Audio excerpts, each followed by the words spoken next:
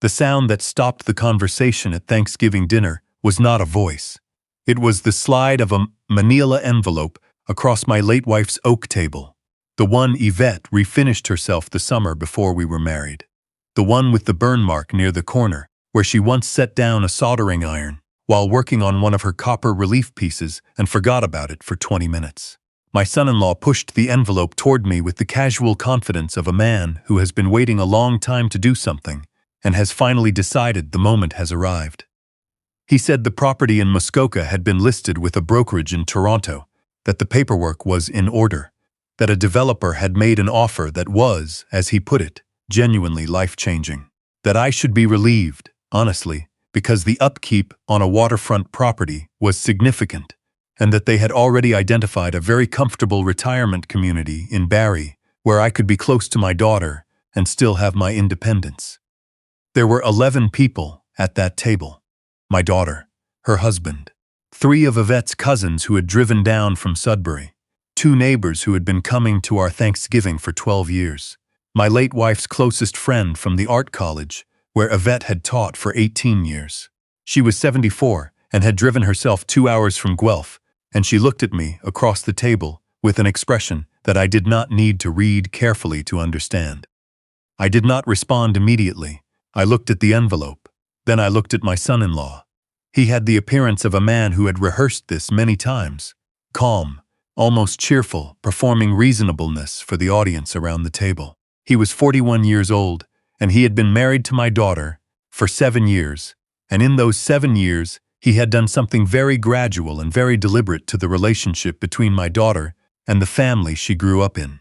She no longer called on Sunday evenings. She no longer came to help open the cottage in May, which had been a ritual since she was 4 years old. She had begun referring to the property in Muskoka as the estate, a word Yvette would have found both amusing and deeply sad. My name is Malcolm. I am 67 years old. For 32 years, I was a structural engineer, not the kind that designs bridges or skyscrapers, but the kind that figures out why old things are still standing and how to make sure they keep standing. Churches from the 1880s, municipal buildings scheduled for demolition that turned out to be worth saving. Farmhouses that had been in families for 120 years. I understood load-bearing elements. I understood that what holds a structure up is often invisible and underestimated until it is no longer there. Yvette understood the same thing about landscapes. She was a painter. She taught environmental art for nearly 2 decades, and she painted the kind of Canadian wilderness that looks deceptively simple until you stand in front of a canvas and realize she has captured something true about the particular quality of light in the Shield country in October that you had never been able to put into words. She grew up in that cottage in Muskoka. Her grandmother had bought the land in 1948. There were sugar maples on the north slope that were older than anyone in the family could reliably date. Yvette said they were there before the cottage, before the road, before any of it, and that they would be there long after us, and that was exactly the point. She died of ovarian cancer 18 months ago. She died in October, which was her favorite month, in the upstairs room of the cottage with the window facing the maple grove. She asked me to keep it. She asked me to make sure it stayed in the family. I told her I would. I pushed the envelope back across the table without opening it. I told my son-in-law that no broker had any legal authority to list the property, and that anyone who told him otherwise had been mistaken. He smiled. He said the attorney they had consulted in Toronto had reviewed the title documentation very carefully and that everything was entirely in order. He said it gently, the way people say things when they are certain the other person does not understand the situation and are performing patience for an audience. My daughter had not looked at me since the envelope appeared on the table. She was looking at her plate. I said, quietly enough that it did not carry beyond the 2 of us, that the document inside the envelope would be explained to someone with a law license in the very near future, and that I would strongly encourage him to speak with his attorney before that happened. He laughed once, not unkindly, and suggested that grief sometimes made people resistant to practical decisions that were genuinely in their best interest. He used the word practical the way certain people use words when they have decided in advance that they have already won. I excused myself from the table, walked through the kitchen, stood beside the counter where Yvette used to make her coffee every morning in a French press she had bought at a shop in Paris Sound, and I called a number I had been carrying in my phone for 18 months without ever wanting to need it. Before I tell you who answered that call, I need to tell you about the week after Yvette's funeral, because without that week, none of what came next would have been possible.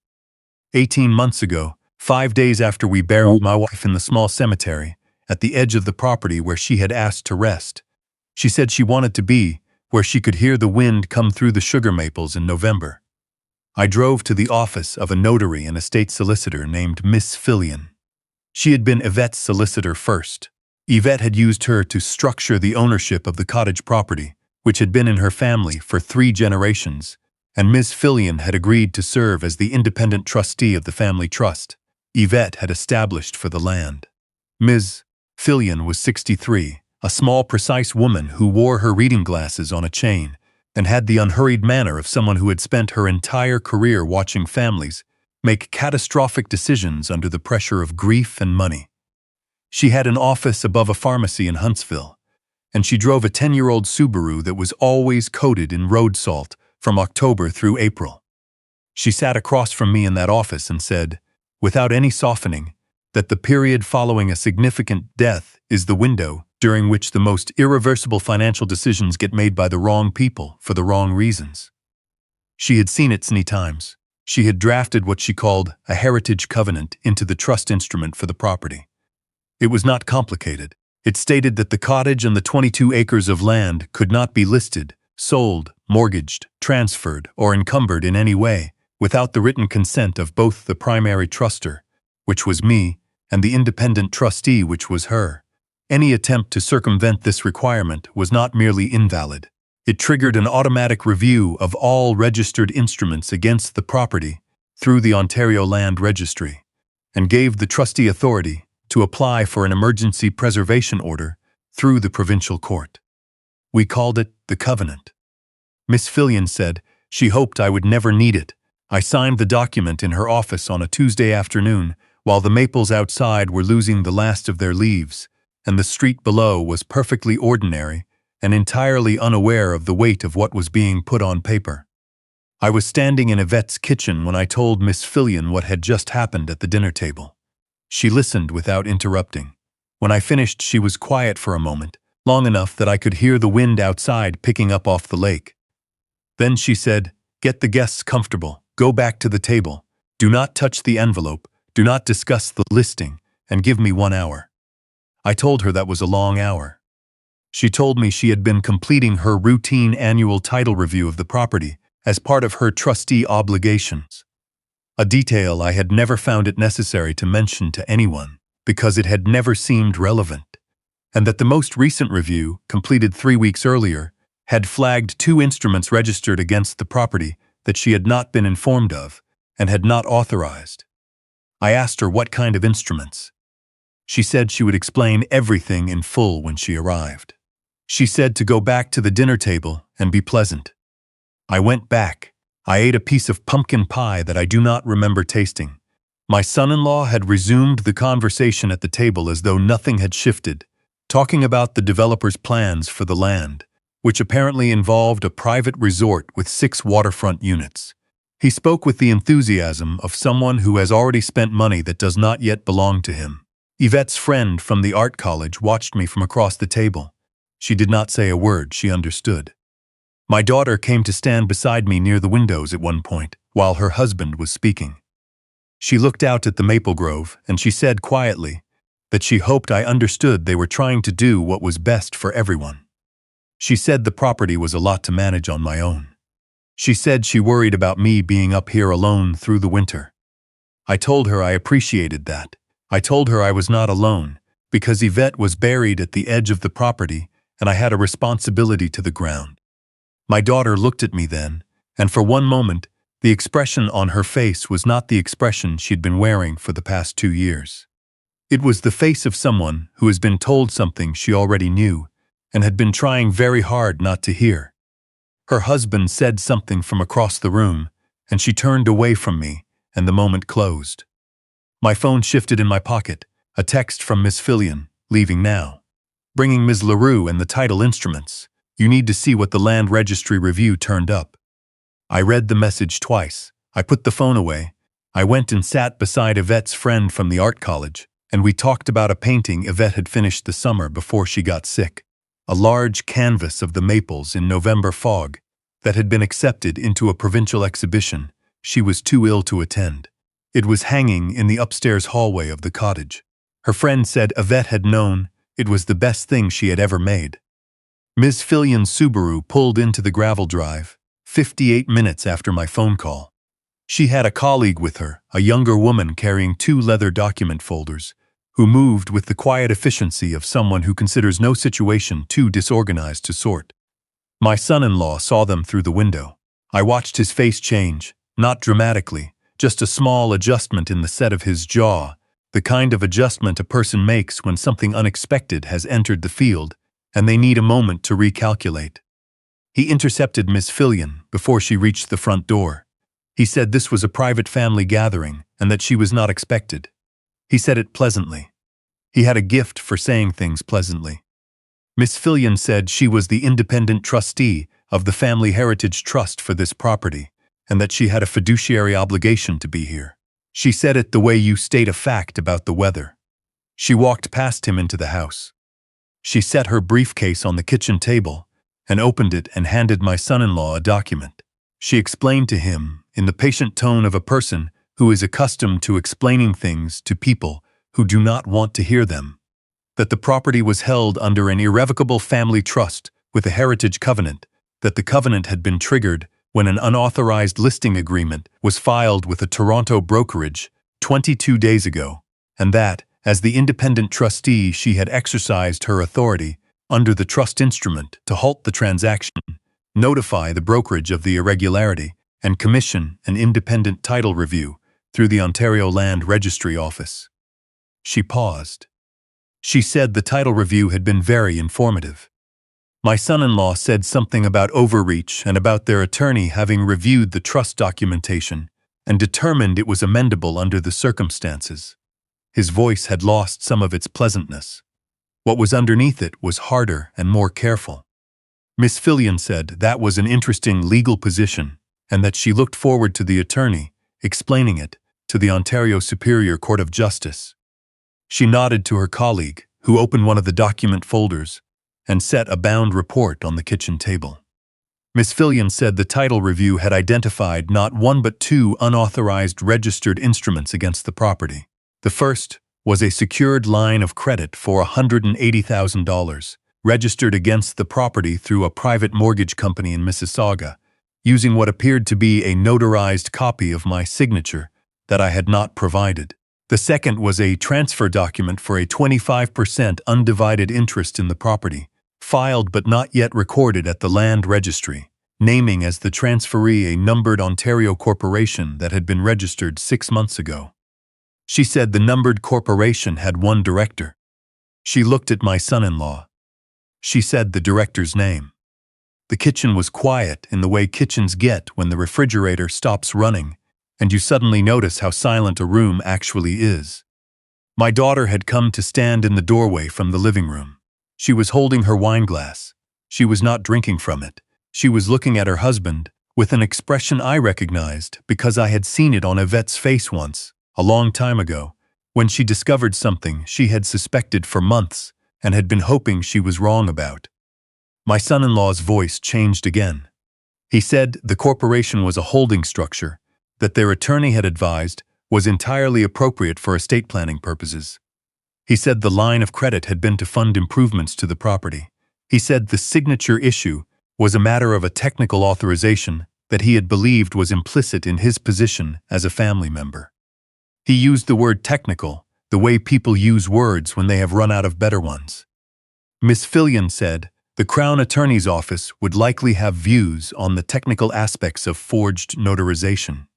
She said her office would be filing a criminal referral the following week, and that she had already been in contact with the Land Registry Fraud Prevention Unit that afternoon. My son-in-law said he would like to call his attorney.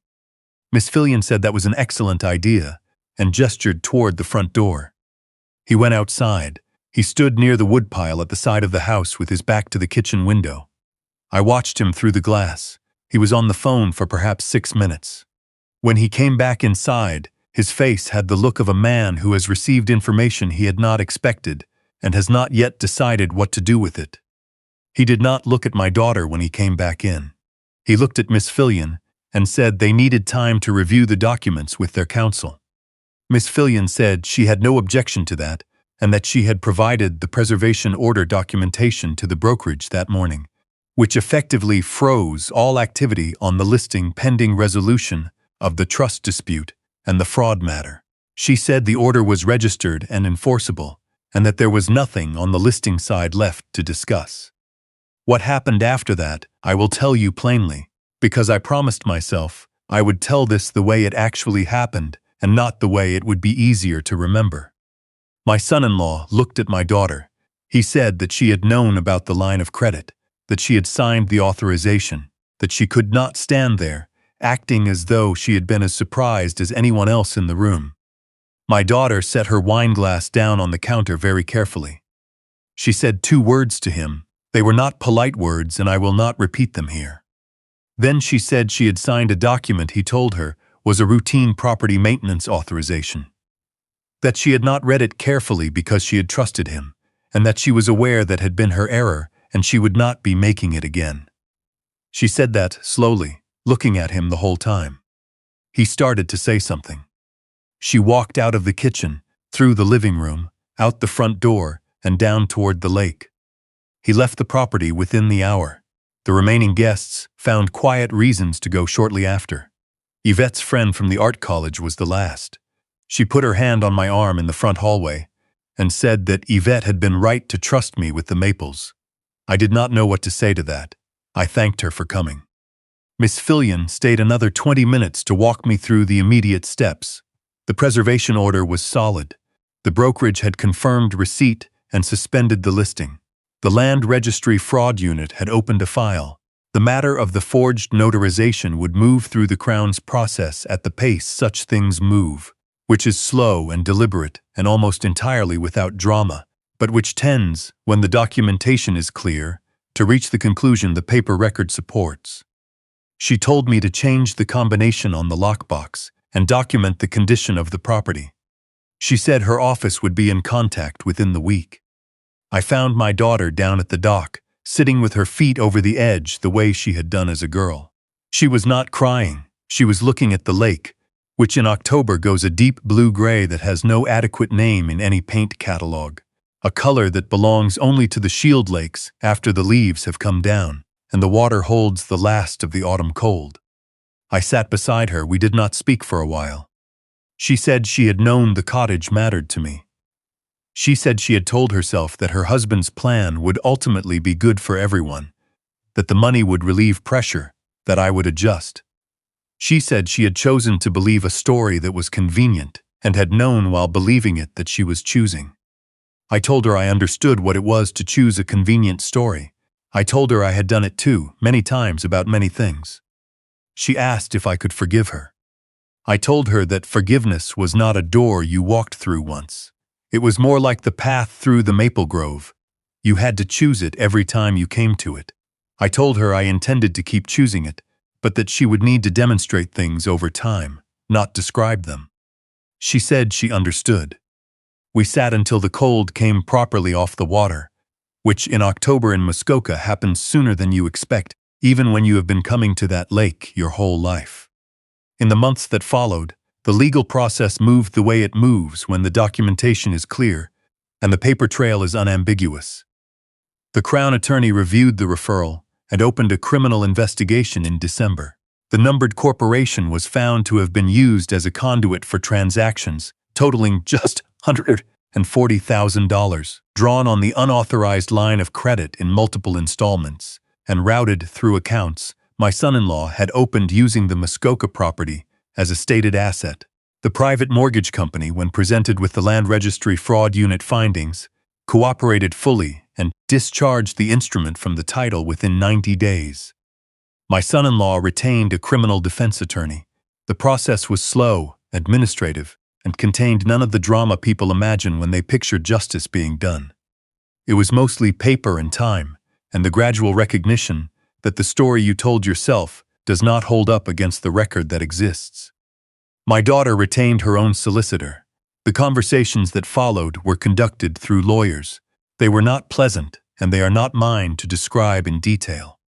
She and I spoke more often, not easily, not without the careful pauses that two people make when they are rebuilding something that has been damaged in a way neither entirely caused, and both share some responsibility for allowing. But we spoke. She came to the cottage in late November, and we walked the maple grove together in the frost. She said it was the first time in 3 years that she had really looked at the trees. I told her that Yvette had said the same thing, that people forget to look until they are almost out of time, and then they cannot stop. In January, I called a charitable foundation administrator that Miss Fillion had recommended.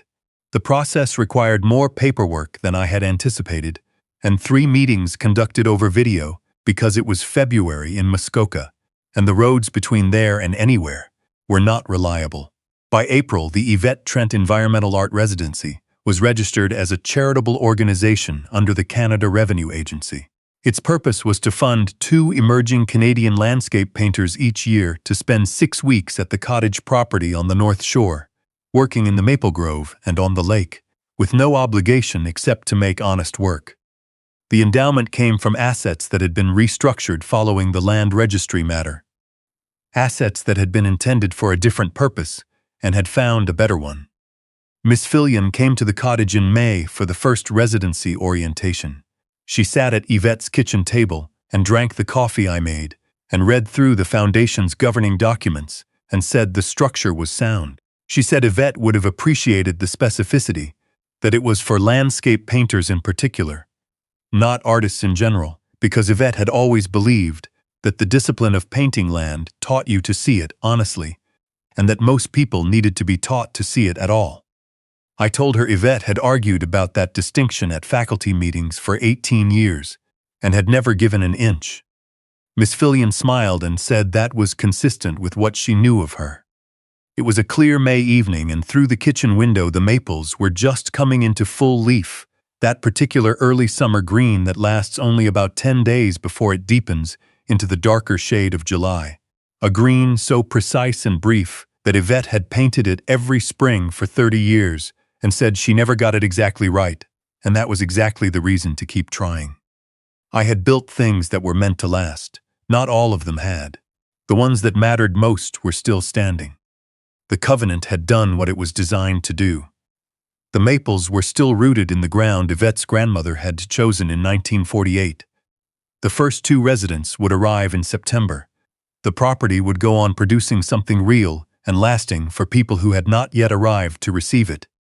I was 67 years old, and I did not know what the next chapter looked like, and I had come to understand, slowly, the way you understand, things that took a long time to learn, that not knowing was not the same as being lost. It was the same as being free. Outside, the lake held the last of the evening light. The maples held the wind.